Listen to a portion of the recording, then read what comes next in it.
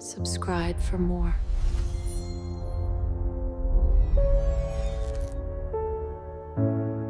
I never thought a single night could completely shatter what I believed was my life. My name is Derek, and I'm 38. I've been married to Samantha for 12 years. When we first met, she had this energy that lit up every room. Confident, witty, charming. I was steady, calm, a bit reserved, but I thought I balanced her fire. Those early years were effortless, full of laughter and small adventures. We'd sneak away on weekend trips, text little jokes to each other during the day, and when we were together, it always felt like we were the only two people in the world. Then life happened. Work got demanding, bills piled up, and stress crept quietly into our home. I understood all that. I didn't expect magic every day. I expected reality, compromise, the occasional fatigue. But there's a difference between tired and distant, and I didn't recognize it at first. Samantha began to change in ways subtle enough that I could convince myself I was imagining it. She laughed less at my jokes, more often stared off into her phone. Hugs became brief, almost obligatory, and kisses were quick and mechanical. I told myself it was stress, a temporary lull, and I worked harder to maintain our connection. I cooked dinners, cleaned the house, and tried to make small gestures of love, hoping the spark would return. It didn't. Instead, the distance grew, quiet but palpable. Weeks turned into months, and I felt it deepening in ways I hadn't anticipated. I started noticing the way she avoided eye contact when I tried to talk about anything meaningful. The warmth, the connection that had been effortless, was replaced with this cold, indifferent detachment. I asked gently, "Are we okay? Do you miss us?" She'd nod or give me a small smile that didn't reach her eyes. It was polite but empty. Every time I tried, I felt pushed back, like the effort itself had become a burden to her. Then came the message that changed everything. I was at work, spreadsheets open, trying to focus, when my phone buzzed. It was Samantha. The text was brief, almost clinical. "I'm leaving tonight. It's just one night with him. Don't wait up." That one line hit me harder than any argument could have. Just one night. She had already decided on the narrative of her life without even discussing it with me. My chest tightened, my hands went numb. I stared at the message, rereading it again and again. Just one night. She left no room for dialogue, no apology, no hesitation, just certainty. I wanted to explode, to call her, to beg for some explanation that might make sense. But a strange, quiet clarity took over instead. I remembered the months, the years, really, of small denials, of emotional unavailability. I thought about the countless nights I stayed up, concerned, attentive, loyal, hoping to preserve what we had. And suddenly, the realization hit me. I had been holding on alone. By the time she walked out that evening, the house was heavy with silence. She didn't glance back, didn't say goodbye, just closed the door and left.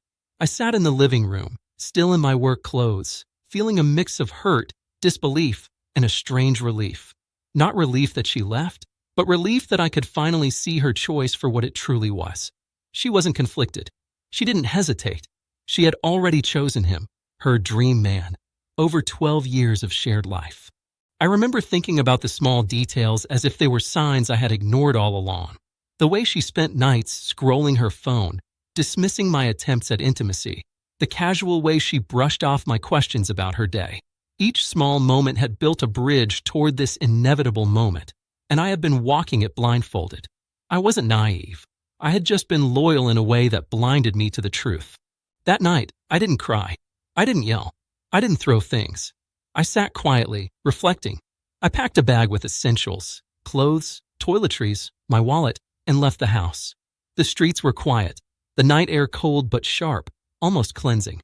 I drove aimlessly at first, then called my best friend, Marcus, who insisted I come stay at his place.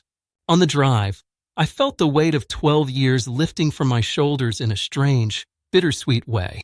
I hadn't realized how much I had internalized the need for her approval, for her attention, for her love. And now, without asking for it, I was free from the void she had built around me. The next morning, Marcus asked what I was going to do.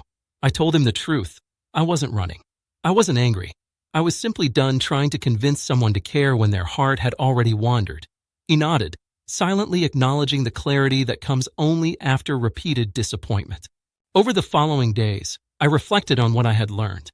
I realized that love isn't about control, nor is it about forcing someone to feel what you feel. Love, as I had thought it, was reciprocal. It required effort, presence, and respect from both sides. I had given all of that. She had chosen something else. That was not a reflection of my worth, but of her choice. That understanding, that acknowledgement of reality, brought a calm I hadn't expected. I started making small changes. I blocked numbers, changed routines, and slowly created space between her world and mine. I didn't post about it, I didn't announce it, and I didn't seek validation from anyone. The quiet, internal shift was enough. I focused on myself, on the things I had ignored in the name of keeping the relationship afloat. Fitness, hobbies, work, and the friends I had neglected.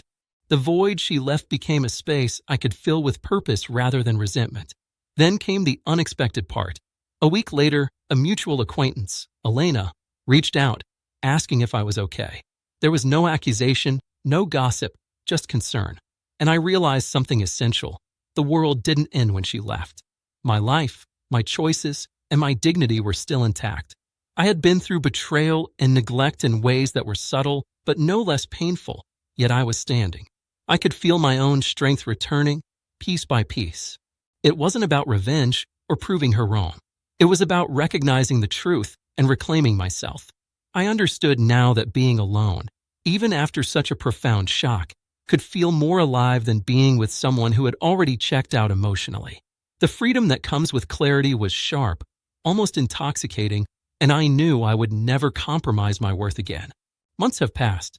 Samantha has moved on, as she intended. I haven't tried to contact her, and I don't plan to. I'm focused on building a life where I am present, valued, and respected. I've learned that love that isn't mutual isn't love at all. It's an illusion. And illusions, no matter how long they last, eventually fade. What remains after the fading is clarity, dignity, and the quiet power of standing on your own. That one night, her just one night, became the turning point. Not because of what she did, but because of what I realized. I had been giving all my life to someone who no longer wanted it. And in walking away, I reclaimed it. The night was brief, but its lesson was enduring. I no longer wait for someone else to define my value. I define it myself.